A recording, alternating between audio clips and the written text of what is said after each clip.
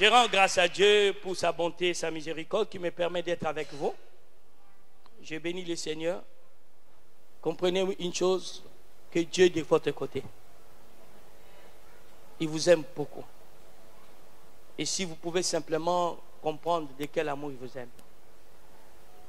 Un interprète de la parole de Dieu dit, vous n'aurez pas la foi nécessaire ou la foi ou la confiance qu'il faut tant que vous ne connaissez pas Dieu dans sa déité, dans sa suprématie, dans sa plénitude. Voilà.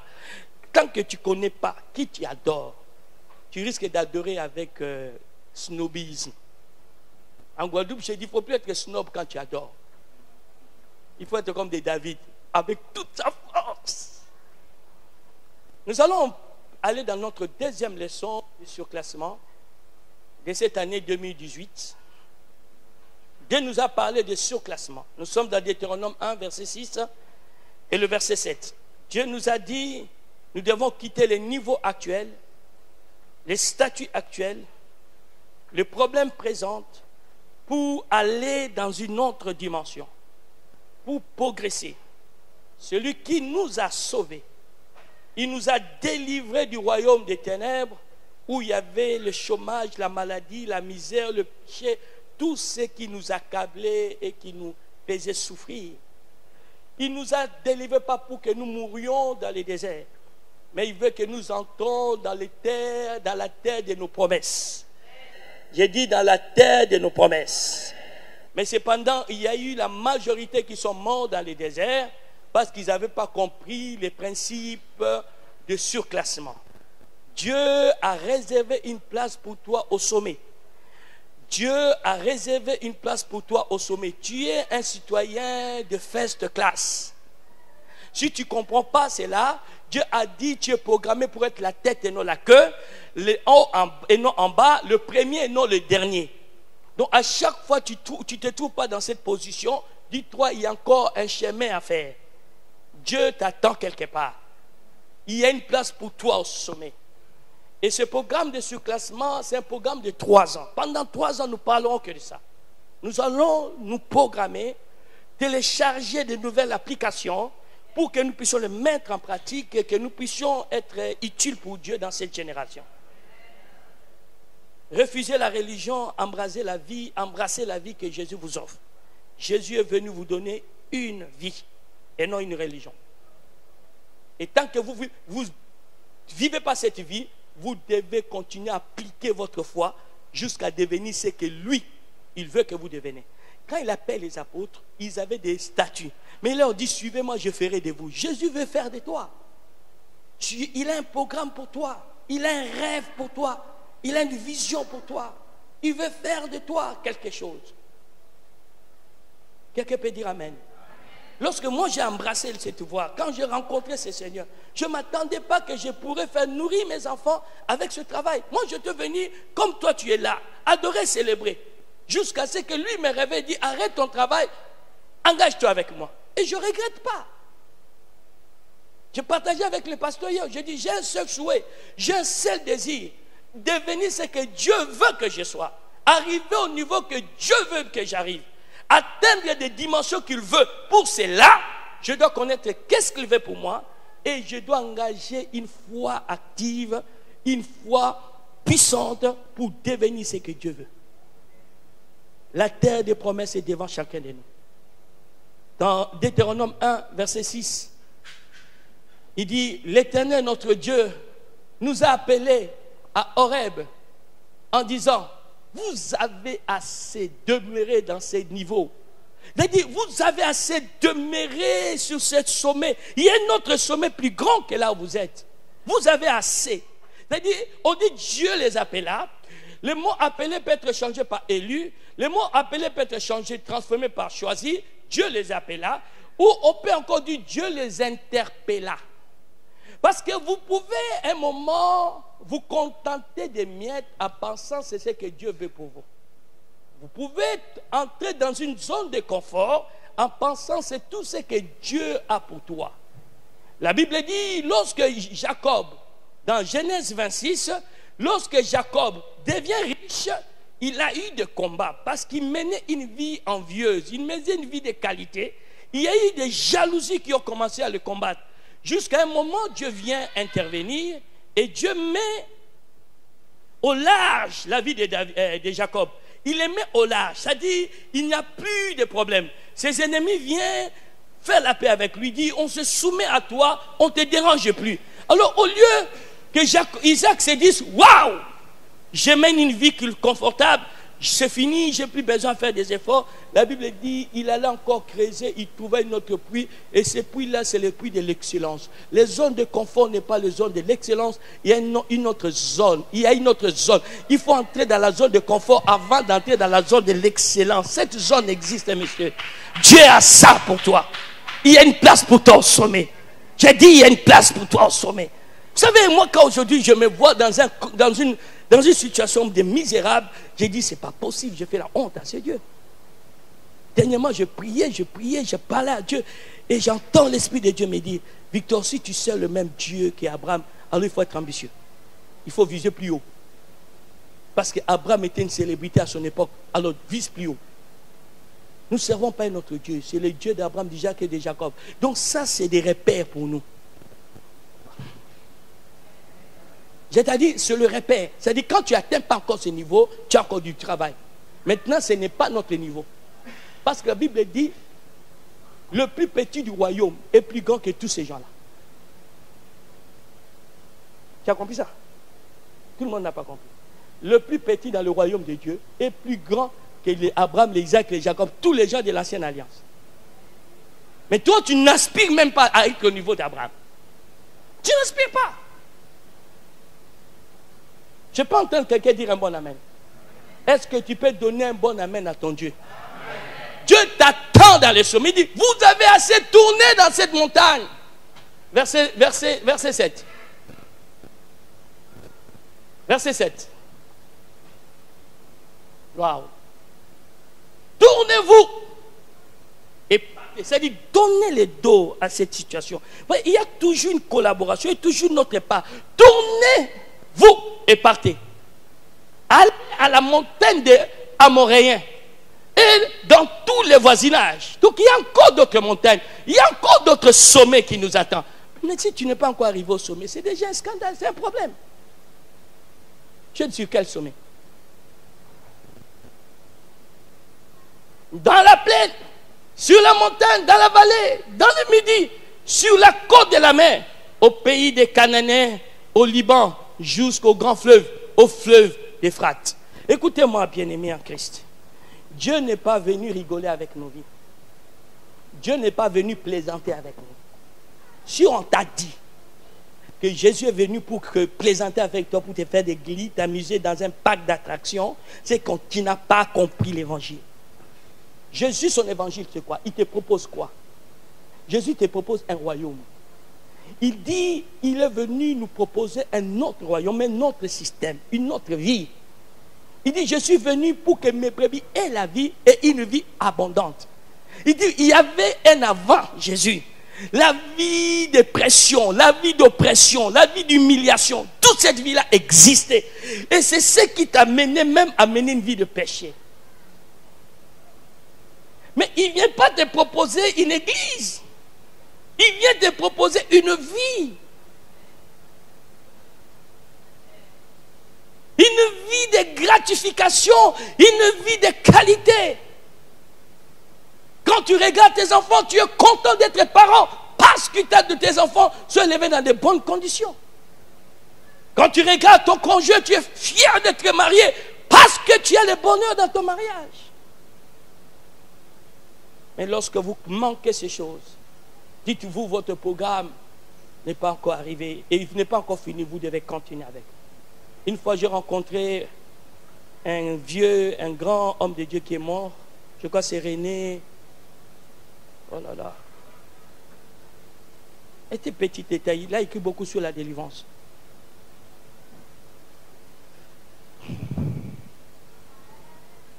J'ai moi aussi oublié son nom.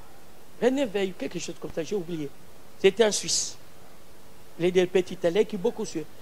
Je l'ai rencontré, on discutait, il avait déjà pris l'âge. Il me raconte une histoire, il dit, ma femme est déjà morte. Moi, Sinanga, c'est comment? J'ai pas compris. Maurice Rey, merci. Maurice Rey. Il m'a dit, ma femme est déjà morte. À l'époque, il a déjà dans les 80 et quelques années. Il me dit, mais si moi, Dieu ne m'a pas pris, parce que je ne suis pas encore prêt. Si j'étais prêt, Dieu m'aurait pris. Mais comme je ne suis pas prêt, donc Dieu ne me prend pas. Écoutez-moi, vous tombez malade de trop, vous mourrez beaucoup, trop jeune, sans accomplir les plans et les desseins de Dieu pour vous. Il n'est pas normal que les chrétiens ne comprennent pas le mystère de l'évangile. L'évangile, c'est un programme qui vous annonce les merveilles et les bontés de Dieu pour votre vie. Aujourd'hui, à cause de nos échecs, on commence à aspirer à la vie de l'au-delà, mais sans goûter à la vie éternelle qu'il nous a donnée sur terre. Et c'est comme ça, quand vous rencontrez certaines personnes, ils sont tellement frustrés, ils ne prêchent plus Jésus, ils ne peuvent que prêcher contre les églises et contre les pasteurs. Savez-vous pourquoi? Parce qu'ils sont un échec. Dernièrement, j'ai regardé sur YouTube, on écrit une personne, en plus si c'est Roger, je ne sais pas qui on dit, et tu critiques les mauvais pasteurs, tu parles que des mauvais, donne-nous aussi la liste des bons pasteurs. Jusqu'aujourd'hui, il n'a pas donné. Vous savez, ça vient de quoi? Ça vient de frustration. Il y a trop de frustration au milieu chrétien. En pensant que Dieu nous a amenés à une vie de misère. Écoutez pourquoi il appelle Israël. Lorsque Dieu prend Israël, Israël est dans l'Égypte. Ils sont en train de galérer, de pleurer. C'est vrai ou faux? Il dit, j'ai entendu vos cris, je suis descendu. Pour vous délivrer, vous ramener dans un pays où le lait et le miel. C'est ça la réalité du royaume. Dieu vient te délivrer pour que tu n'aies pas la même vie que tu avais quand tu étais sans Christ. Cette vie existe. Je vous assure. Cette vie existe. Tu es la star des stars. Il faut que tu arrives à un niveau, quand tu es au milieu des stars, il te regarde, il dit, qui est celui-là? Parce que ton apparence, ta gloire, montre quelque chose. Je crois que je vous ai déjà parlé de ça. Au mois de décembre, quand je venais, je voyageais avec Jacob Levarois et Chris. Quand ils sont entrés dans l'avion, ils m'ont vu. Ah, bonjour pasteur entrepreneur. Et tout le monde regardait, tout le monde leur saluait. Mais c'est eux qui viennent me saluer. Il y a un niveau que tu dois atteindre. Christ n'est pas venu pour faire de toi un décor dans la société. Tu n'es pas une décoration. Il faut faire la différence entre l'œuvre de Dieu et l'œuvre de l'homme. Si l'œuvre de Picasso a de la valeur, l'œuvre de Christ doit avoir quelle valeur? Toi, tu es l'œuvre de Christ. La Bible dit, nous sommes son ouvrage. Si l'œuvre de Picasso a de la valeur, tu te donnes quelle valeur toi-même? Tu as trop traîné à ce niveau. Tu as trop traîné. Tu dois tourner le dos, prendre la résolution d'aller de l'avant. Et pour arriver à cela, vous devez comprendre les deux choses qui régissent le royaume de Dieu ou l'évangile de Christ. Quelles sont les deux choses qui régissent l'évangile de Christ? Il faut que nous sachions une chose. Il y a la vérité et la puissance. Il y a la vérité et la puissance. Sans la vérité, je ne peux pas manifester la vraie puissance. Et sans la puissance, la vérité n'a pas des arguments ou des évidences. Jésus a dit, vous ne connaissez pas l'écriture. Alléluia. Ni la puissance de Dieu. Ni la puissance de Dieu. La vérité, ce sont des principes et des règles qui font réagir ou qui font régir le monde spirituel. Quand je comprends ces règles-là, je commence à fonctionner. Automatiquement, la puissance de Dieu commence à me propulser, à me soulever comme un 380 pour atteindre des sommets. Malheureusement, tu vas rencontrer des chrétiens, ils sont forts dans la vérité, mais ils ne sont pas forts dans la puissance. Ou d'autres, ils sont forts dans la puissance, mais ils ne sont pas forts dans la vérité. Si je vous dis quelque chose que Dieu m'a dit dernièrement, ça m'a choqué. J'ai partagé ça avec quelqu'un. Il m'a dit, les gens croient l'onction consiste à faire tomber les gens. Si quelqu'un ne tombe pas, il n'y a pas d'onction.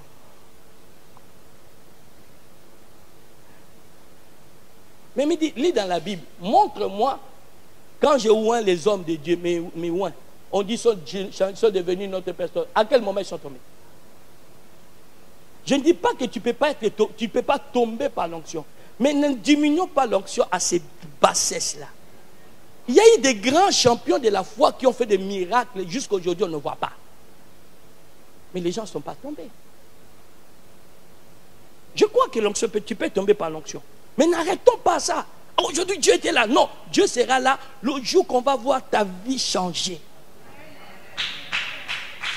Ta vie changer.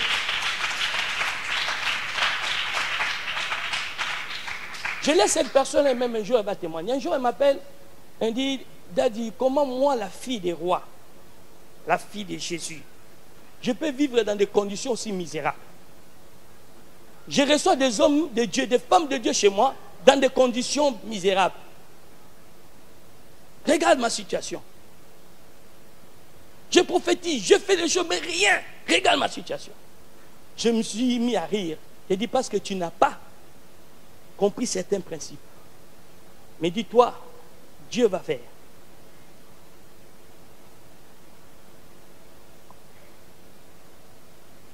Il y a quelques jours de ça, il vient me présenter sa nouvelle maison. Il va quitter les HLM, il va quitter 3-4 marches. Il va entrer chez elle et dans un quartier nickel. Ici, hein, je ne parle pas au Kosovo, je ne parle pas en Guadeloupe. Mais pourquoi il y a eu ces changements? Parce qu'elle a pris conscience que sa qualité de fille du roi des rois, elle est héritière. Et tout ce qui est sur cette terre lui appartient.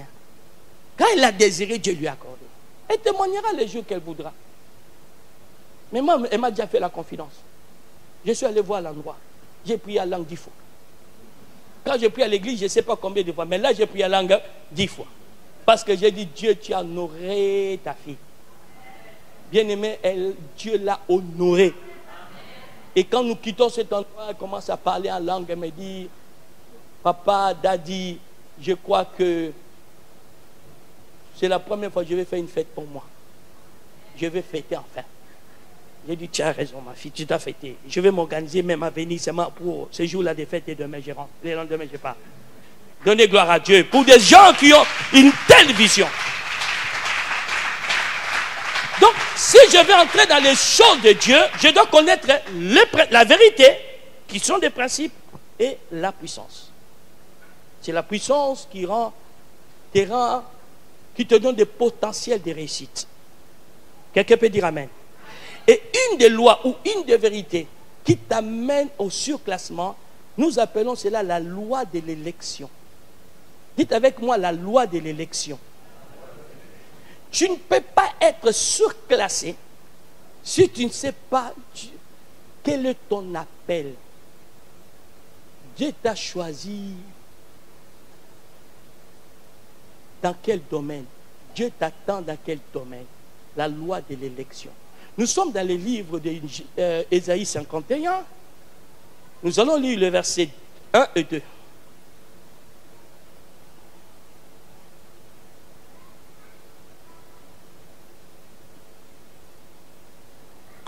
Ésaïe 51, versets 1 et 2. Écoutez-moi, vous qui poursuivez la justice, qui cherchez l'Éternel. Portez les regards sur le rocher d'où vous avez été taillé, sur le creux de la fosse d'où vous avez été tiré. Portez les regards sur Abraham, votre père, et sur Sarah qui vous a enfanté. Car lui seul, je l'ai appelé, je l'ai béni et multiplié. Parce que lui seul, je l'ai appelé, remplacé, appelé par élu.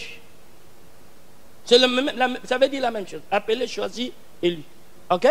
Pour ceux qui ne savent pas, élu, appelé, choisi, c'est la même chose. Il dit, c'est lui seul, verset 2 s'il vous plaît, lui seul, j'ai appelé, je l'ai choisi, on peut dire, pour les bénir et le multiplier. Je l'ai appelé lui seul pour le bénir. Cela veut dire quoi? Qu'avant Abraham, ou dans l'époque d'Abraham, Dieu n'a béni personne. Je ne parle pas d'Adam et Ève, hein? Je parle à l'époque d'Adam. Maintenant, la malédiction règne sur la terre. Au lieu que Dieu bénisse toute la race humaine, il choisit de bénir Abraham. Parce qu'il a élu pour le bénir. Ça le distingue de tous les autres. Maintenant, vous dites, vous voulez être béni, vous serez béni par Abraham. Il fait de la bénédiction la propriété privée d'une personne. Vous voulez que je vous le démontre? On a lu ça dans Galates 3. Et lisons encore dans Genèse 12. On avait dit la fois dernière, c'était vendredi, hein, dans Galates 3. Mais lisez dans Genèse 12. Lisons à partir du verset 3. Écoutez ce qu'il dit à Abraham. Écoutez. Je bénirai ceux qui te béniront et je maudirai ceux qui te maudiront. Et toutes les familles de la terre seront bénies en toi. Toutes les familles de la terre seront bénies en toi. C'est-à-dire, en dehors de toi, personne ne peut être béni. Parce qu'Abraham méritait? Non. C'est la loi d'élection qui a été mise en marche. Je l'ai béni et je vais le multiplier. Je vais le rendre nombreux. Et ses fils seront comme les sables de la terre et les étoiles du ciel. Ils couvriront toute la terre. Et si nous allons sur le plan humain ou naturel, cette parole prophétique que Dieu a dit à Abraham s'est accomplie. Sur toute la terre, le peuple qui a la tête s'appelle le peuple juif, qui gère le monde économique et financier. Ils n'ont pas, vous voyez, Trump attaque la Syrie, ça fait beaucoup de... Et ils attaquent, ils ne se justifient même pas. Ils ont attaqué avant tout le monde. Maintenant, ils n'ont rien dit. Ils vont commenter quoi? Allez les agresser. Vous allez regretter pourquoi tu es arrivé là. Parce qu'ils connaissent leurs droits. Ils connaissent leur alliance. Il y a une loi qui a été établie. Maintenant, on nous appelle, nous aussi, dans Galates 3 toujours, nous sommes fils ou postérité d'Abraham, Galates 3, verset 19, par la foi. Donc, comment ceux qui sont postérités d'Abraham par la loi ont atteint un niveau? Nous qui sommes postérités d'Abraham par la foi, nous n'arrivons pas à atteindre un niveau, même quand on est dans une petite commune comme la Guadeloupe et Chartres, nous sommes mêlés dans la masse, on ne connaît même pas. Hier, j'ai eu le temps de me promener, d'aller à l'Éclair, aller au centre-ville. J'étais tellement content, j'étais accompagné par 3 personnes. J'étais tellement content, ils ne comprenaient pas, je n'étais pas pressé de rentrer à la maison. Et puis on me regarde, me dit, mais tu n'es pas fatigué? J'ai dit, vous ne savez pas, je jouis de la liberté. Je passe ici avec ma tenue de camouflage, casquette, tout ça. Mais je passe incognito. En Guadeloupe, cela est impossible. Je dis bien impossible. Au point qu'une personne part dans un hôtel, une dame, il s'est fait passer comme ma femme. On lui a donné une suite pour des nuits. Elle a dormi, elle a consommé, elle a mangé, elle a fini. Je vois seulement l'hôtel m'envoie, et la plus grande hôtel de la Guadeloupe m'envoie la facture. Moi j'étais ici. Je rentre sur internet, sur mail, la facture. J'ai dit, qu'est-ce qu'il y a? Oh, mon responsable d'administration dit, mais Daddy, tu es parti? J'ai dit non, j'étais en France, vous savez tous, j'étais au chevet de ma mère. J'étais pas ici. Quand on a fait des enquêtes, on trouve une personne, il arrive, sa carte bleue ne passe pas. La carte bleue ne passe pas. Il dit, je suis Madame Chamba. Le problème aujourd'hui, j'ai fait monter, j'ai porté plainte. Elle ne fréquente pas l'église. Hein? Dieu veut t'amener là, t'amener là. Donne gloire à Dieu, donne gloire à Dieu, donne gloire à Dieu. Mais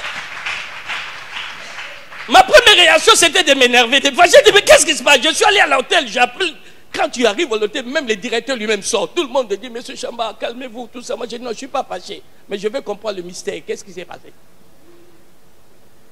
Mais après seulement, je pars même quand je n'ai pas porté plainte, la gendarme ou le gendarme me dit, mais monsieur, vous êtes sûr que ce n'est pas votre maîtresse pour le connaître? J'ai dit, monsieur, je ne connais pas. J'ai dit, même, écoutez, même la personne qui est en train de faire changement des trucs là, des réservations, la personne me connaît. J'ai dit, monsieur, vous imaginez qu'est-ce que peut penser la personne là? Parce que si elle me connaît, elle connaît aussi que je suis un. Mais après, j'ai réalisé, j'ai dit non. L'élévation, quand Dieu t'élève quelque part, il y a aussi des conséquences. Mais comprenez une chose. J'aimerais vraiment insister. Dieu vous attend quelque part. Et il y a une loi qui doit vous amener cet endroit. On appelle ça la loi de l'élection, qui doit être accompagnée par ce qu'on appelle le pouvoir de la destinée. Et aujourd'hui et le week-end prochain, la veillée, nous allons parler de ces deux choses. Qu'est-ce que c'est l'élection? Comment marche cette loi? Comment accéder à cette loi? Quelqu'un peut dire amen avec moi? Et comment relâcher le pouvoir de l'élection? J'ai choisi, c'est moi qui ai appelé, c'est moi qui ai élu Abraham. Donc, que si ton nom, si tu n'es pas Abraham, tu ne peux pas être béni. Tu ne seras pas multiplié.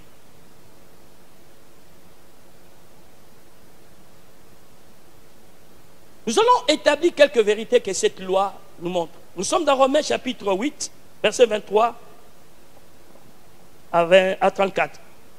Nous allons établir quelques vérités ou quelques fondements que cette loi nous donne. Romains 8, à partir du 23. Et ce n'est pas elle seulement, mais nous aussi, qui avons les prémices de l'Esprit, nous soupirons en nous-mêmes en attendant l'adoption. J'ai dit quoi? Romains 8, 23. Excusez-moi, à partir du verset 28 jusqu'à 34. 28 jusqu'à 34. Désolé. 28. Nous savons du reste que toute chose concourt au bien de ceux qui aiment Dieu, de ceux qui sont appelés selon son dessein. Car ceux qu'il a connus d'avance, il les a aussi prédestinés à être semblables à l'image de son Fils, afin que son Fils soit le premier-né de beaucoup de frères. Et ceux qu'il a prédestinés, il les a aussi appelés. Et ceux qu'il a appelés, il les a aussi justifiés. Okay. Et ceux qu'il a justifiés, il les a aussi glorifiés. Romains chapitre 1 toujours, chapitre 1 plutôt, verset 1, verset 6 et 7. Il est écrit, parmi lesquels vous êtes aussi, vous qui avez été appelés par Jésus-Christ, à tous ceux qui, à Rome, sont bien-aimés de Dieu, saints par vocation. Que la grâce et la paix vous soient données de la part de Dieu notre Père. Verset là? Verset 1. Romains 1, verset 1. Okay. Et puis 6 et 7. Okay. 1. Paul, serviteur de Jésus-Christ, appelé à être apôtre, mis à part pour annoncer l'évangile de Dieu. Verset 6. Parmi lesquels vous êtes aussi, vous qui avez été appelés par Jésus-Christ, à tous ceux qui, à Rome, sont bien-aimés de Dieu, saints par vocation, que la grâce et la paix vous soient données de la part de Dieu notre Père et du Seigneur Jésus-Christ. Yes. Écoutez, la première chose que vous devez comprendre, ou une première base que nous voulons établir dans la loi de l'élection, toute personne est appelée ou est élue pour quelque chose, pour un plan. Paul, apôtre, appelé à être apôtre. Donc, on est appelé pour une fonction. Nous sommes appelés pour jouer un rôle. Et la Bible nous dit que tous ceux qui sont appelés par Christ ont été appelés pour être des saints.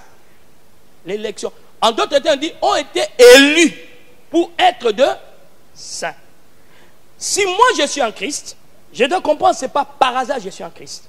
Jésus a dit ceci, nul ne peut venir à moi si cela ne lui a pas été donné par mon Père. Et je garde ce que mon Père m'a donné. En d'autres termes, toute personne qui est en Christ est élue. Mais il doit découvrir quel est le plan de Dieu dans sa vie. Dieu l'a appelé à quoi? Tu n'es pas appelé à tout faire. Il y a un domaine où tu seras distingué comme Abraham. Mais malheureusement, quand tu viens à l'église, tu ne sais même pas pourquoi tu es appelé. Ce qu'il a connu d'avance, il les a appelés à être. Suivez-moi, je ferai de vous. Paul, serviteur, c'est ça? Paul, serviteur de Jésus-Christ, appelé à être. Appelé à être apôtre. Romains 1, 1. Vous tous qui êtes appelés en Christ, vous êtes appelés pour être des saints. Je pose la question, depuis que tu es converti, depuis que tu m'entends là, tu sais tu es appelé à quoi? Je suis appelé à venir à l'église. Alléluia! Je suis appelé... Non. Chacun de nous doit comprendre une chose. Il y a un plan de Dieu pour toi. C'est la raison pour laquelle tu es appelé. Tu pouvais aller prier ailleurs. Tu pouvais avoir une autre race. Tu pouvais avoir une autre nature. Mais toutes ces choses, Dieu l'a permis que tu puisses être ce que tu es et te placer quelque part parce qu'il a un plan que tu dois découvrir. Malheureusement, nous ne le cherchons pas. Tu sais de quoi tu es appelé à quoi? À t'asseoir et à écrire. Alléluia. Tu dois être sûr. Il m'est arrivé un moment de parler avec Dieu. Il me dit, Victor, tu ne fais plus ce pourquoi j'étais appelé. C'était à l'époque où j'étais à Chartres. C'est ça qui m'a donné mon visa pour quitter Chartres. Il dit, tu ne fais plus quoi, tu ne fais plus ce pourquoi j'étais appelé. Je n'étais pas appelé pour chanter, danser, occuper de l'église. J'étais appelé pour aller gagner des âmes pour moi. Il dit, regarde chaque sport, regarde des choses que tu sais. Et aujourd'hui, tu t'arrêtes seulement à voir. C'est pourquoi j'ai créé tous ces troubles autour de toi. Pour te dire, je t'ai appelé pas à faire ça. Établis des pasteurs, va, annonce la bonne nouvelle. Et aujourd'hui, même malgré ce que je vois en Guadeloupe, je peux vous assurer, je rentre, le week-end que je rentre, j'ai une campagne d'évangélisation. Tous les 3 mois, je suis sur le terrain en train de gagner des âmes. Même à la télé, j'enseigne plus, je donne plus la doctrine. Parce qu'il a dit, même si tu le connais, je n'étais pas appelé à ça. J'étais appelé à annoncer Jésus-Christ. Mais toi, tu es appelé à quoi? C'est bien de dire Amen pour moi, mais toi-même, tu es où? Quel est le plan et le dessein de Dieu pour toi? C'est comme ça, vous voyez, vous menez une vie de frustration, d'insatisfaction, de jalousie parce que tu veux être Bertrand, mais Bertrand est appelé à autre chose. Toi aussi, tu es appelé à autre chose. Ce matin, je parlais avec les responsables de l'intercession. J'ai dit, mais comment les responsables de l'intercession, tu n'es même pas au courant de réaliser des choses spirituelles.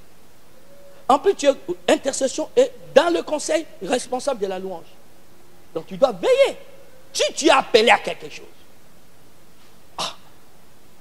ça devient un fardeau.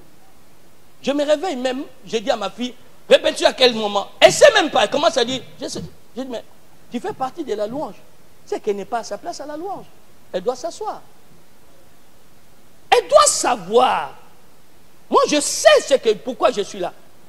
Pendant mes 2 semaines, j'ai mon planning. Il n'y aura pas un seul jour qui sera gâché. Il n'y aura pas un seul jour. Vous allez me voir perdre mon temps en train de chanter, à danser, regarder. Non, le jour de repos, c'est le jour de repos. L'heure de sport, c'est l'heure de sport. L'heure de lire la Bible, c'est l'heure de lire la Bible. L'heure de servir Dieu, je sers Dieu. Vous devez tous les jours savoir, je suis appelé à quoi? Première vérité que tu dois établir. J'attendais quelqu'un dire un bon amen. J'attendais quelqu'un dire un bon amen. Nous sommes tous créés, appelés pour accomplir une tâche bien spécifique à une époque bien précise. Vous êtes dans Éphésiens chapitre 2 verset 10. Donc, la vie ne soit pas quelqu'un qui observe, qui regarde les autres. Sois impliqué dans la tâche pour laquelle Dieu t'a appelé. Dieu m'a appelé à faire quoi? Dieu m'a appelé à faire quoi? Tu dois les savoir, Bertrand. Tu dois les savoir. Et tu dois tout faire pour devenir ce pourquoi Dieu t'a appelé. Ce n'est pas par hasard vous êtes en Christ. Lisez cela, s'il vous plaît. Car nous sommes son ouvrage, ayant été créés en Jésus-Christ pour de bonnes œuvres que Dieu a préparées d'avance afin que nous les pratiquions. Voyez-vous, nous sommes son ouvrage, nous sommes son chef-d'œuvre. Ayant été créé, on ne parle plus de la création adamique, on parle de la création en Christ. Ayant été créé en Christ pour que nous pratiquions des choses qu'il a déjà préparées en plan. Comment peux-tu pratiquer ce que tu ignores?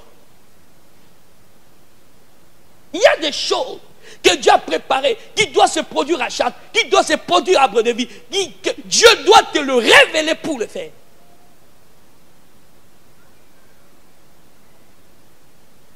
Pendant que j'ai prié le Seigneur en Guadeloupe, dans un temps de confusion pour ici, le Seigneur dit règne, va régner.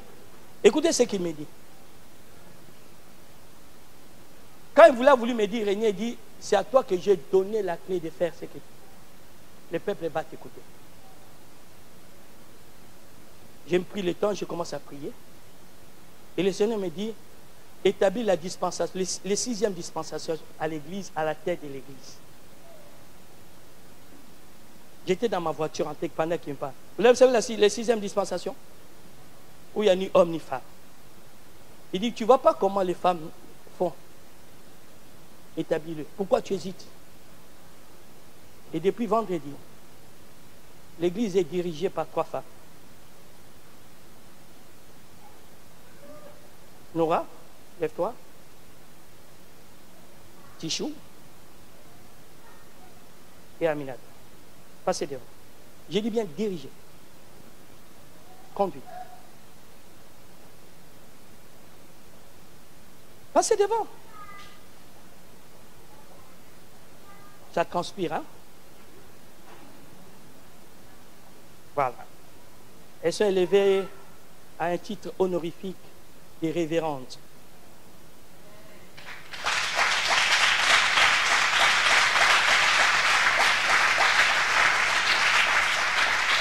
Malgré elles sont 3, j'ai mis à la tête des 3 la servante de Dieu ou la révérende Aminata.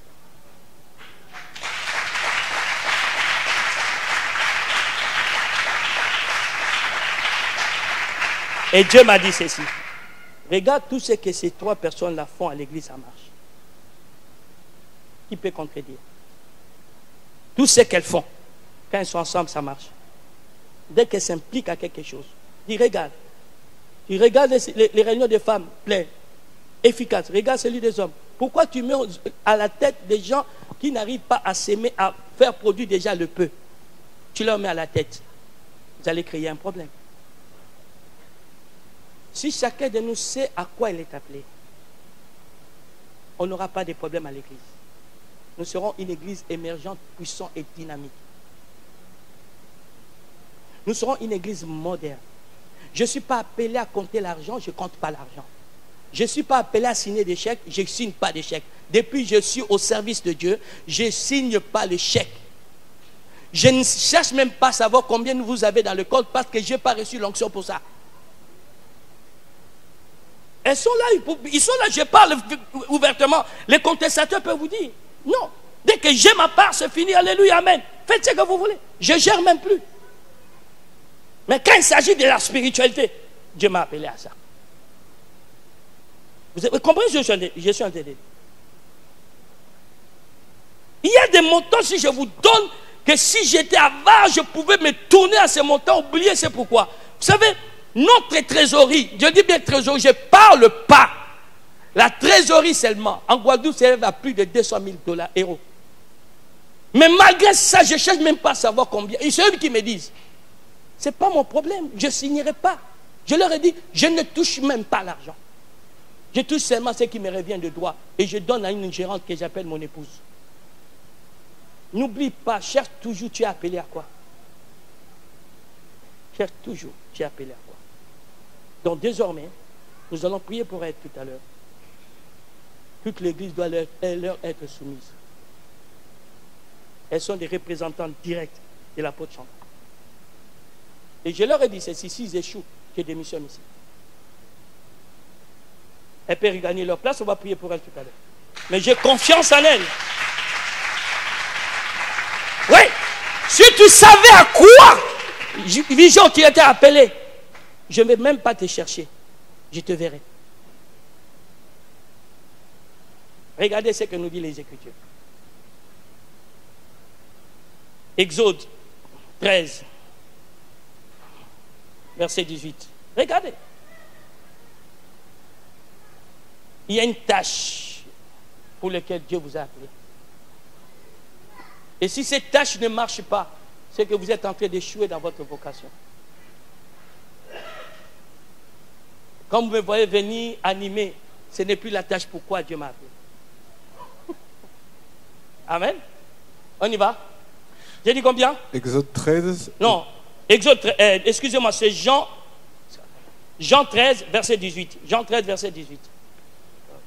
Écoutez ce que Jésus dit. C'est une bombe, hein?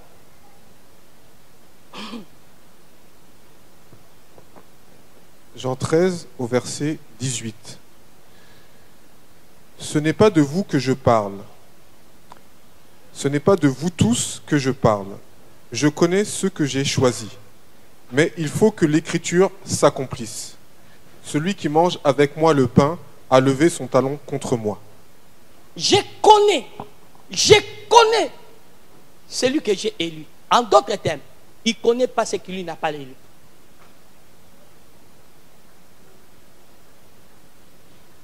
Quand Dieu t'a pas élu, tu peux crier. Je suis un homme de Dieu, je suis une femme de Dieu. Il ne te connaît pas.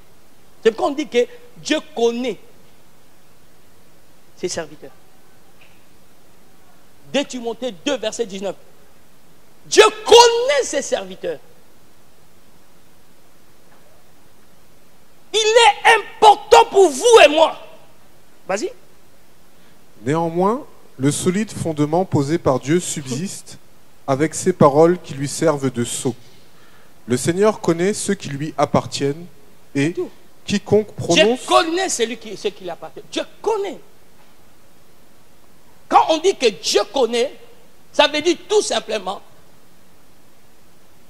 que Dieu a un regard particulier sur des personnes qu'il a appelées.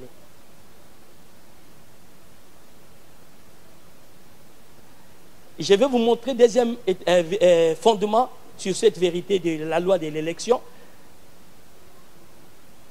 C'est toujours dans les livres de Romains, qu'on a lu tout à l'heure, 8. On nous dit, Dieu ne nous connaît pas quand les hommes nous connaissent. Dieu ne nous connaît pas lors de notre conception. Dieu nous connaît dans l'éternité. Dieu connaît dans l'éternité. C'est pourquoi si tu es élu, tu découvres, moi je crois que tous ceux qui sont en Christ sont des élus. Mais élus dans un domaine bien spécifique. Si tu n'es pas dans ce domaine-là, tu as disparu du radar de Dieu. Et quand il t'appelle pas le jour que tu découvres ton ministère. Tu n'es pas élu ce jour-là. Tu es élu depuis l'éternité. C'est qu'il a connu d'avance. D'avance veut dire avant que ton père rencontre ta mère. Avant que tes grands-parents se rencontrent. Ce qu'il a connu d'avance. Un homme de Dieu a dit, un interprète de Dieu a dit ceci. Nous tous, nous avons été créés le même jour. Nous tous. Adam, tout le monde a été créé au ciel le même jour. On dit que Dieu créa l'homme et la femme. Et la création finit. Mais Dieu ne nous manifeste pas sur terre aux mêmes périodes. Chacun de nous vient dans des périodes différentes. Il n'y a pas eu d'autre création après le 6e jour. Qui comprend?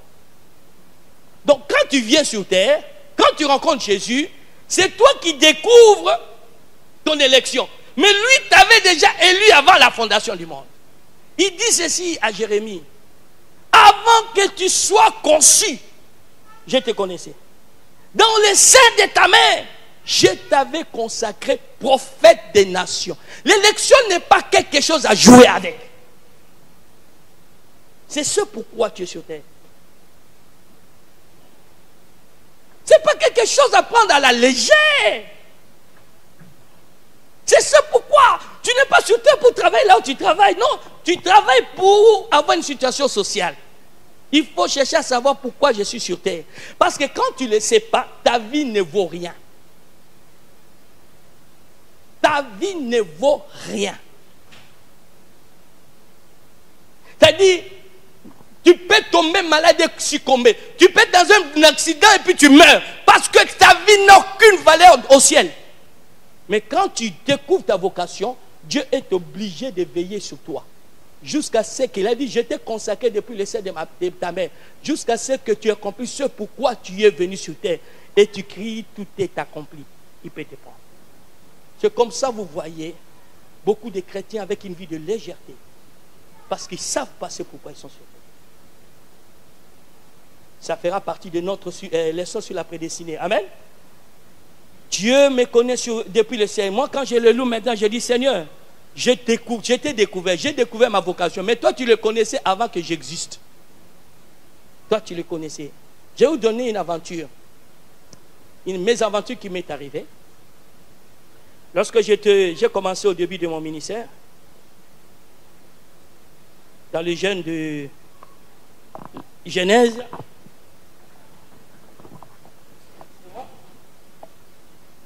je me retrouve en Guadeloupe tout d'un coup. Je me retrouve que Dieu m'amène, je n'ai même pas 30 ans. J'avais même pas 30 ans. À peine 25 ans. Brenda, à ton âge, ta mère et moi ont servi Dieu avec beaucoup de zèle. Et t'as déjà raconté, non? Fais ça. Arrête de t'amuser. J'ai monté dans l'avion du président Mobutu, étant serviteur de Dieu. Je n'ai pas 26 ans. Je vois des femmes, des gens, des personnalités importantes. Nous avons converti un couple de Rambouillet, où la femme était professeure de français, tu sais, et le mari était ingénieur aérospatial, mais directeur. Et ma femme travaille chez eux comme femme de ménage. Et un jour, Dieu a fait qu'ils puissent nous recevoir pour leur annoncer l'évangile. Celle qui te sert, qui nettoie tout, tu les reçois maintenant en grand pompe, avec honneur, à cause de l'évangile de Christ. Et je n'ai pas 30 ans. Quand je vous vois, sage que vous êtes là, vous êtes des spectateurs des réalités spirituelles, c'est choquant. C'est un échec flagrant. Tu n'as pas compris. C'est vraiment un échec. Toi, tu as encore le temps à perdre. Paul a dit, nous courons pour attraper les prix des vocations célestes. Toi, tu marches. Non, tu marches pas, tu traînes le pied. Choquant. Si, c'est choquant. Écoutez maintenant ce que je voulais vous dire. Une femme qui faisait partie du protocole des chefs de l'État, c'était elle qui m'avait amené dans l'avion. Elle vient me confier un problème. Moi, me sous-estimant, je prends ce problème, je n'ai pas apporté à ce qui était supérieur. Quand j'apporte, ça se répand partout. La dame apprend cela. Elle m'appelle. Elle dit, je ne m'étais pas confié à Victor. Je m'étais confié au serviteur de Dieu. J'ai commencé à pleurer. À l'époque, je ne savais pas encore entendre Dieu me parler. Mais ce jour-là, j'ai compris une chose. Quand Dieu te confie une tâche, il ne le confie pas à quelqu'un d'autre.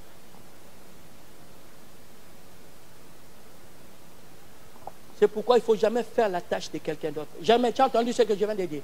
Quand Dieu te confie une tâche, il ne le confie pas à quelqu'un d'autre. Tu dois le faire. Si tu ne le fais pas, son jugement sera sur toi. C'est ce qui m'a fait comprendre. J'ai pleuré. C'est une histoire vraie. Le mari de cette femme, aujourd'hui, c'est un de mes frères. Il vient me dire dernièrement, Victor avait raison. Ou ce qu'il nous avait dit à l'époque, et moi je ne l'avais pas écouté. Il a demandé pardon. Ça fait plus de 20 ans. Au mois de février, là. Il dit, c'est que si j'avais écouté Victor, je ne serais pas là où je suis. La valeur n'attend pas le nombre des années. Réponds seulement à un appel que Dieu t'a donné. C'est lui qui fera le reste. Vous jouez avec l'élection, votre appel. Mais c'est pourquoi vous êtes sur terre. Quel gâchis. C'est comme ça vous vous contentez à des miettes. Dieu ne peut pas récompenser celui qui ne travaille pas dans ce pourquoi il est appelé. Dieu ne peut pas récompenser. On dit l'ouvrier met son salaire, non? Tu veux que Dieu te récompense pour ton travail à toi? Laisse tomber. Non, Dieu va te récompenser parce que tu fais ce pourquoi il t'a appelé. Il te récompense. J'attendais quelqu'un dire amen. Quelqu'un peut dire encore un bon amen. Quatrième soubassement ou cette vérité que vous devez comprendre, et troisième plutôt, on était deux, donc Dieu te connaît depuis l'éternité. Donc comme je l'ai dit, Dieu t'a élu pour accomplir une vocation ou une dispensation dans une époque bien précise. Il y a une époque pour toi, il y a un temps arrêté pour toi. Regardez ce qu'on dit d'Esther. Tu sais si c'est pour ce temps-ci, tu es parvenu à la royauté. Je pose à ta conscience une question. Aujourd'hui, quand tu viens à l'église, tu pries Dieu. Qu'est-ce que Dieu a pensé, a voulu faire avec toi dans les temps dans lesquels tu es? Tu ne sais même pas. Esther est là. Il jouit de toutes les faveurs de la reine. Un problème arrive, un drame arrive, une situation délicate arrive. Mais Mardoché, prophète de Dieu, discerne. Il va dormir. Au lieu de dire c'est moi qui va le résoudre parce que je suis l'oncle, il ne résout pas. Il va s'asseoir devant le palais. Attendre. Et Esther envoie son énigme. À ce moment, Mardoché envoie le message à Esther. Il y a des choses que Dieu t'a pas appelé à faire, ne le fais pas.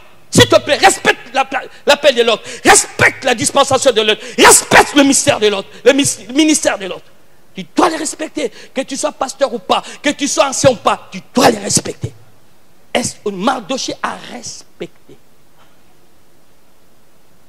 Mais celui qui était appelé à faire, il était dans la distraction.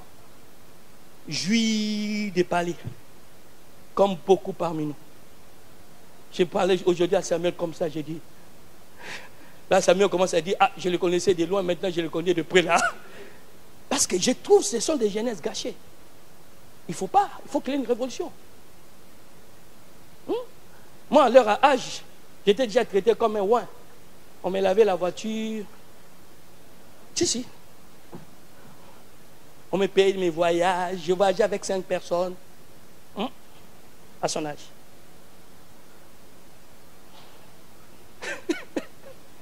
Parce que j'ai répondu à l'appel tôt. J'ai répondu à l'appel tôt. Les gens croient que j'ai dit aux bien-aimés de la Guadeloupe, j'ai dit, ici, je n'ai pas encore connu la gloire. Je connais la gloire. Je voyage, je me repasse les habits avant que... Ça, je même mon frère. Oh, pour que tu te prends, viens y repasser. J'ai dit, calme-toi, calme-toi. Ne gaspillez pas. Écoutez-moi, bien-aimé. Tu es dans quel temps? Tu es dans quel temps de ton ministère? Tu es dans quel temps de ton ministère? Tu es dans quel temps de ton ministère? On dit ceci à Esther. Ceci, c'était pour ce temps-ci. Dieu t'a amené dans le trône, au trône. D'autres sont morts. Et Dieu t'a épargné. Ne pense pas que ceux qui sont morts à l'accident, ils ont mérité de mourir. Non. Tu sais combien de fois tu as fait des va-et-vient et ta voiture n'était pas assurée? Ta voiture était en panne. Mais Dieu a compris que ton temps n'est pas encore arrivé. Tu dois faire ce que... Maintenant, qu'est-ce que tu fais de ton temps? Tu fais quoi de ton temps? La révérende Aminata m'a dit, sois patient avec nous, laisse-nous le temps. J'ai dit, en tout cas, je vous laisse combien de temps il faut. Combien de temps? Quand vous ne comprenez pas la notion du temps, vous ne ferez rien. Dieu fait toutes choses bonnes en son temps. Ce que tu feras pour Dieu à 2018 n'est pas la chose que tu feras à Dieu à 2019. Il t'appellera à autre chose. Donc si tu ne fais pas 2018, il n'y a pas de salaire pour toi. Il est difficile aujourd'hui, bien-aimé, que le diable ou la mort me prend. Il sait. Il ne peut pas me prendre maintenant. Je vous l'ai dit, il entend la mort. Il ne peut pas me prendre. J'ai pris l'avion, le moteur a explosé en plein décollage. J'ai regardé tout le monde, je leur ai dit, soyez tranquille, je suis dans cet avion, on va atterrir. Et nous avons atterri. Je crois que c'était au mois de novembre, je ne me rappelle plus. Octobre. Décembre, octobre. Les gens paniquaient pour moi, sont venus me récupérer. J'ai dit, écoutez, non, non, non. J'étais dans cet avion. Dieu ne m'a pas dit, tout est accompli, mon serviteur, je vais te prendre. Un serviteur de Dieu ne mord pas par surprise. Dieu lui prévient, c'est fini. Prépare tes... Laisse, donne à Josué autre chose. Si, si. Je vous dis la vérité. Et vous jouez avec ça. C'est comme ça, la mort vous surprend toujours. Je vous ai toujours dit, la mort ne peut pas prendre quelqu'un devant moi quand son temps n'est pas arrivé. Vous avez des preuves. Papa Jean-Claude est là, maman Angélique est là.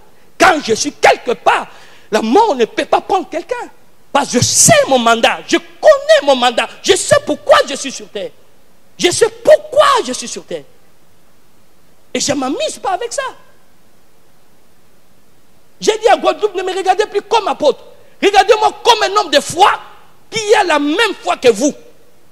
Parce que quand on regarde apôtre, le pasteur, on voit des titres, on ne fait plus rien. On dit non, lui c'est normal parce qu'il est apôtre. Non, je vous parle de l'élection. Nous tous nous sommes appelés.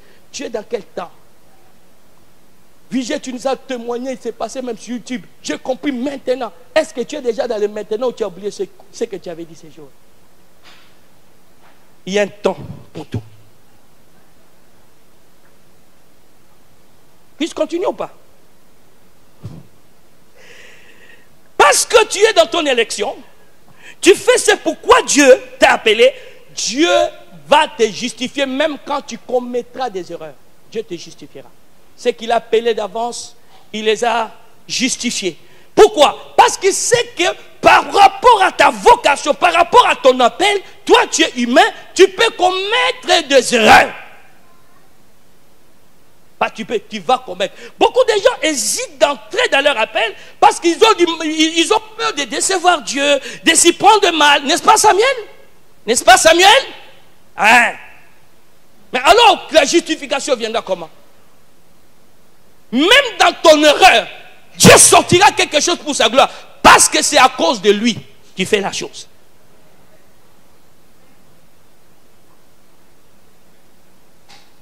Vous commencez à comprendre maintenant l'élection? Non, parce que je suis dans ce qui m'a appelé. Je suis dans ce pourquoi il m'a appelé.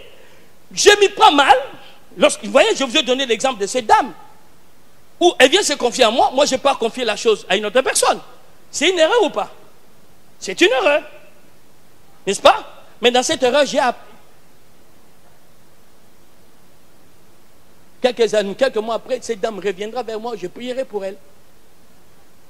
Et à la fin, elle voudra même me donner, à l'époque, une voiture neuve. La première fois, j'ai même pas, j'ai à peine 25 ans. À peine 25 ans. On est déjà prêt à me donner des voitures. Parce que je connaissais, c'est pourquoi je suis sur terre. Troisième et quatrième, hein, cinquième. Quatrième, sinon cinquième. Non? C'est 5 ou 4? 1, 2, 3, 4. Donc maintenant cinquième. Vous voulez que je vous récapitule? Il y aura toute une étude qui sera faite après moi. C'est-à-dire il faut savoir que Dieu t'a appelé pour un programme. Dieu t'a connu d'avance, ton élection. Alléluia. Dieu t'a appelé pour une dispensation dans un temps bien précis. N'est-ce pas? Vous êtes avec moi? Donc il faut servir Dieu dans un temps bien précis. Alléluia. Ça fait combien? 3. Donc quatrième, vous avez raison. Dieu t'a choisi dans ton domaine pour que tu règnes. Tu ne peux pas régner dans tous les domaines. Il y a un domaine dans lequel Dieu t'a donné le règne. Parce que je sais où je suis, dans quoi Dieu m'a appelé. Je vais régner dans ce domaine-là. Dans l'autre domaine, je ne peux pas régner. C'est la raison pour laquelle l'Écriture établit cette vérité. Soumettez-vous les uns aux autres. Soumettez-vous. Je reconnais le règne de l'autre dans le domaine musical. Je reconnais le règne de l'autre dans l'accueil. Je ne me permets plus, moi, à répondre, mes bien-aimés, n'importe comment. Aujourd'hui, je dis toujours, voilà ce que je pense. Qu'est-ce que vous en pensez? S'il est dans son secteur, c'est à lui de me faire des propositions. Hier, je l'ai dit, j'ai dit en Guadeloupe, la réussite n'est pas victoire, c'est le travail de tout le monde. Tout le monde met la main à la pâte dans son domaine. J'ai prouvé, j'ai démontré.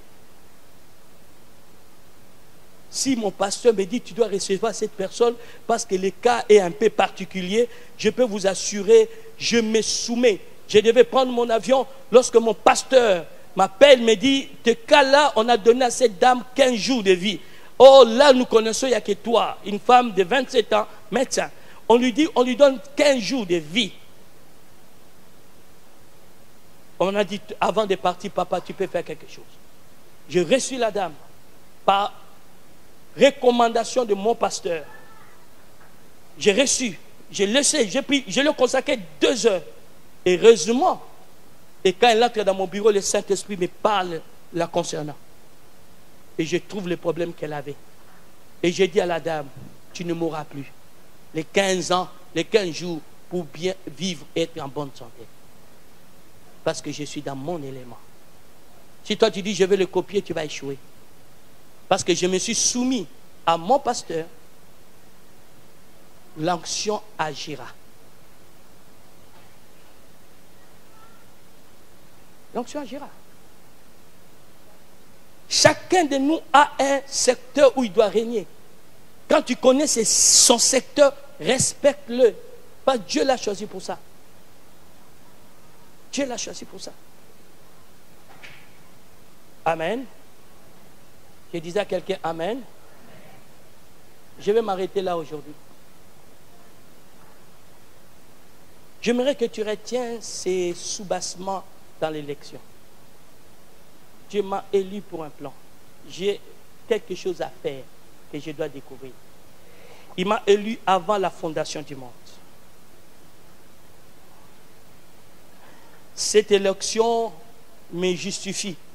Même quand je commettrai des erreurs, Dieu viendra corriger ces erreurs parce que c'est à cause de lui je me trouve dans cette affaire-là. J'ai commis beaucoup d'erreurs dans ma vie et dans mon ministère. Je n'ai pas commis de bêtises, j'ai commis des erreurs. Moi, je dis la bêtise, c'est lorsque tu ne tires pas des leçons sur tes erreurs. Mais Dieu vient toujours me relever. Parce qu'il sait, bon, mon serviteur là, est-ce que vous comprenez, cher entendez?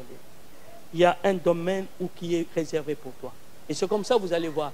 Les gens qui vont m'attaquer dans mes erreurs, ils commencent à attaquer. Après, Dieu s'occupe d'eux. Il doit me justifier. Il va faire quoi? Il va me justifier. Tu ne connais pas le stress du travail que je fais. Tu ne connais pas la pression du travail que je fais. Tu ne connais pas. Quand tu vas dire simplement, regardez pour qui se prend. Laissons le temps. Autant. Je ne vous dis pas pour vous encourager à aller faire des bêtises. Pour vous donner le courage d'oser même quand tu as peur de tes faiblesses. Parce que souvent quand on est conscient, on parle beaucoup, on a peur de commencer à prêcher, on a peur où je ne parle pas bien français, tu vas apprendre à bien prêcher en français pendant que tu prêches. Alléluia. Je disais à quelqu'un, alléluia. Quand tu es dans ton domaine, Dieu te qualifie. C'est ça les points que j'ai aussi souhaité. Quand tu es dans ton domaine, Dieu te qualifie. Rajoutez ça. Quand tu es dans ton domaine, Dieu te qualifie et il t'équipe. C'est ça. Je disais il y a 5 points. Quand tu es dans ton domaine, Dieu te qualifie et t'équipe. Mais voici maintenant un message prophétique que j'avais reçu et je vous l'ai dit, on va le lire. Dieu te qualifie et t'équipe. Regardez ce qu'on nous dit. Psaume 74, versets 9 et 10. Psaume 74, verset 9 et 10. J'arrive à la fin, ne vous inquiétez pas.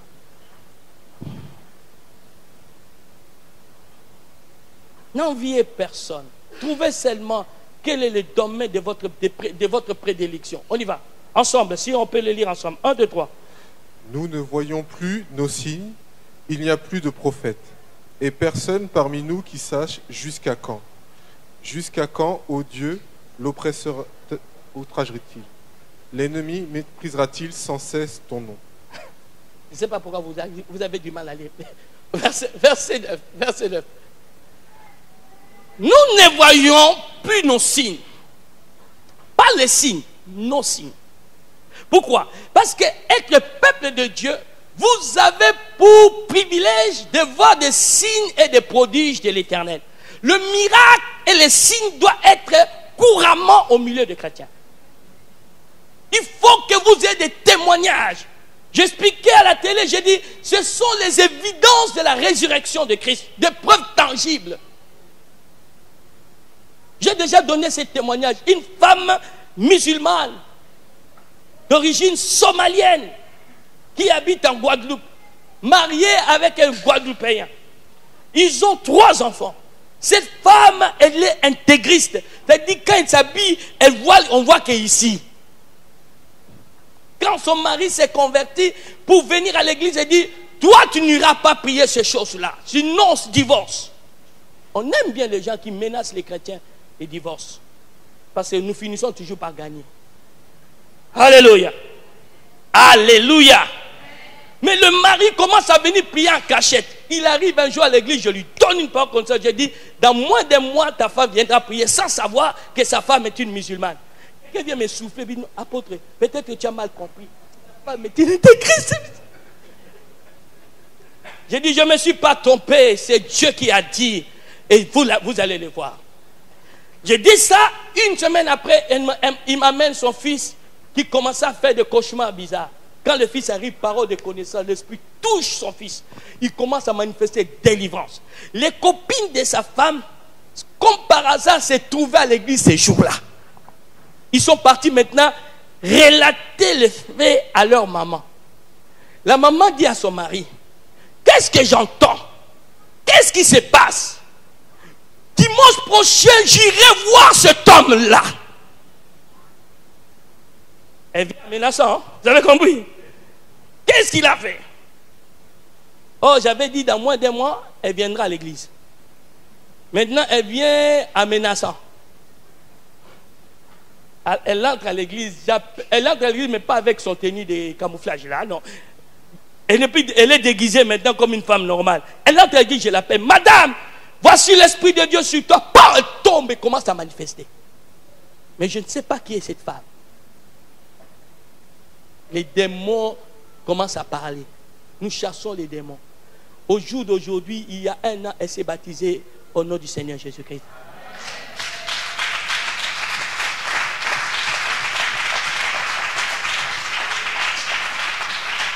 Quand les miracles, les signes n'existent plus dans le milieu chrétien, il n'y a plus d'évidence. Tel dira, nous sommes dans la vérité. L'autre dira, mais c'est à Dieu d'approuver.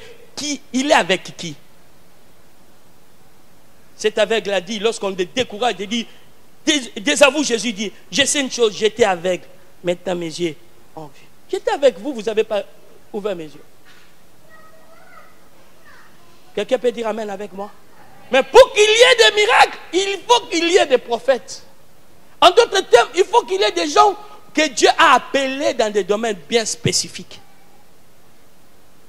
Si l'église Arbre de Vie, Chartres comprend ces mystères, où nous demandons, maître de la moisson, de nous envoyer des ouvriers dans chaque poste, vous serez une église puissante et bénie. Parce que chaque poste sera occupé par un oint et une ointe de Dieu.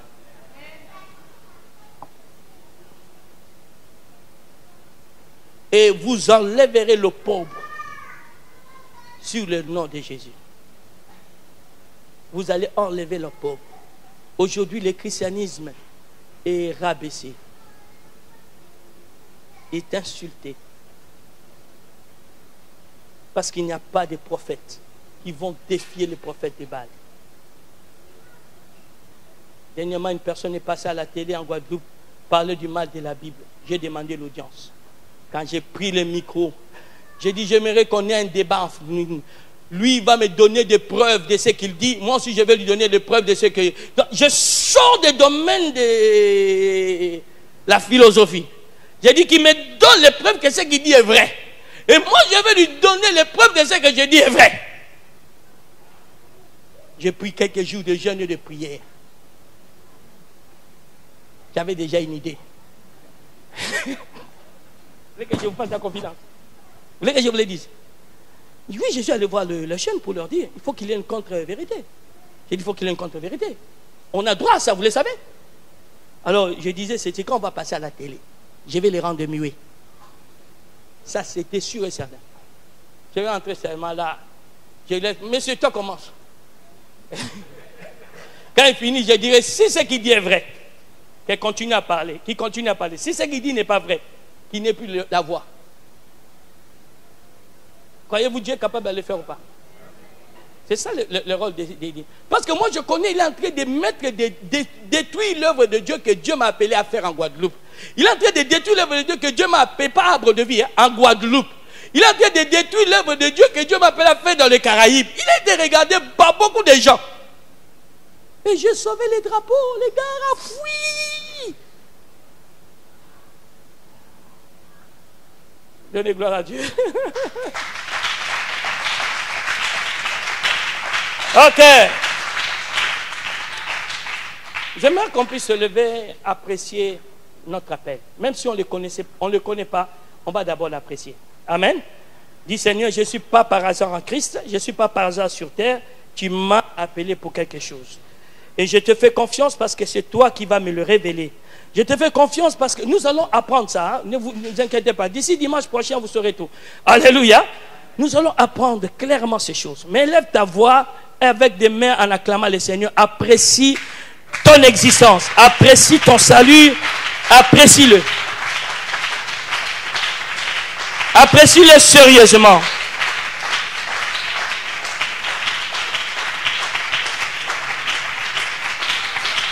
Apprécie.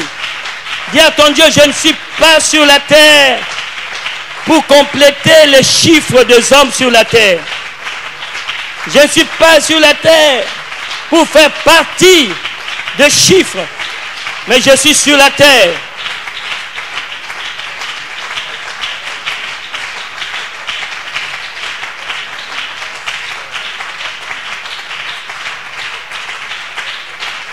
Dis Seigneur, j'apprécie énormément mon élection par laquelle je suis qualifié pour réussir certainement